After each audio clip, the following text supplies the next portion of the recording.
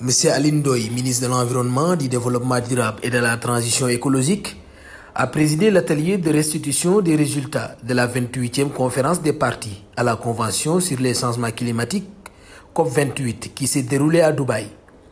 L'événement a rassemblé des représentants de diverses institutions nationales et internationales, des partenaires techniques et financiers, ainsi que des acteurs clés impliqués dans la lutte contre le changement climatique. Cette COP a été l'une des COP les plus réussies depuis le début. Jamais une COP n'a eu autant de participants.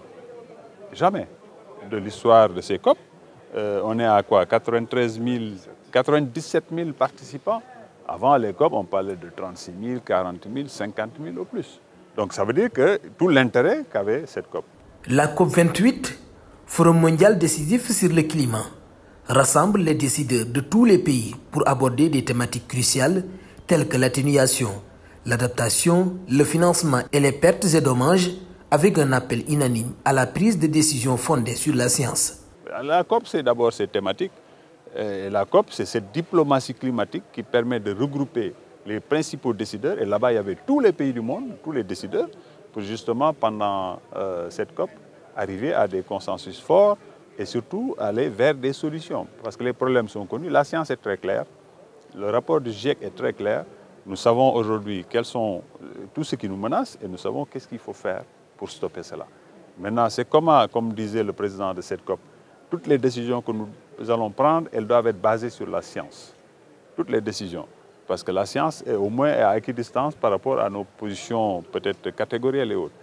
Maintenant, une fois qu'on a dit ça, c'était bon que tous les décideurs soient là, mais également qu'on puisse adresser toutes les thématiques, l'atténuation, voilà, tout ce qui touche aujourd'hui à l'adaptation, bon, le financement, les pertes et dommages dont on ne voulait pas parler parce que les principaux responsables de ces pertes et dommages, ce n'est pas eux les principales victimes.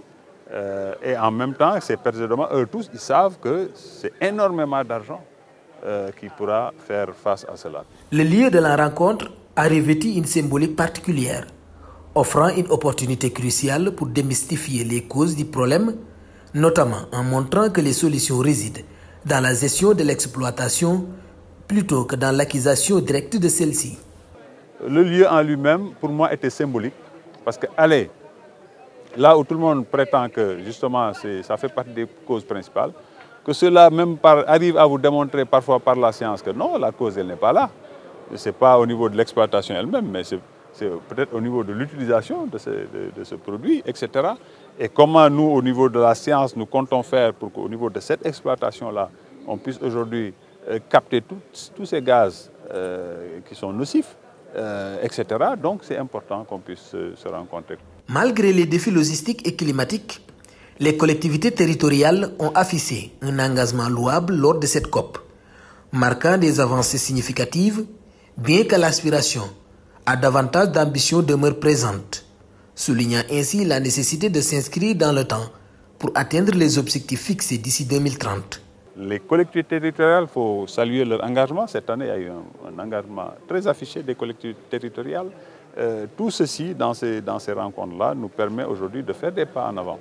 Donc le lieu, de mon point de vue, au contraire, moi j'ai salué, sauf peut-être le côté climat, hein, ça a montré justement le climat très chaud, mais également le coût, parce que c'est très éloigné, c'est 2 jours de voyage pour le Sahélien que je suis.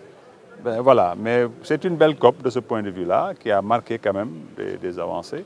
On pourrait être plus ambitieux, mais les négociations, c'est ça. Il faut qu'on s'inscrive dans le temps.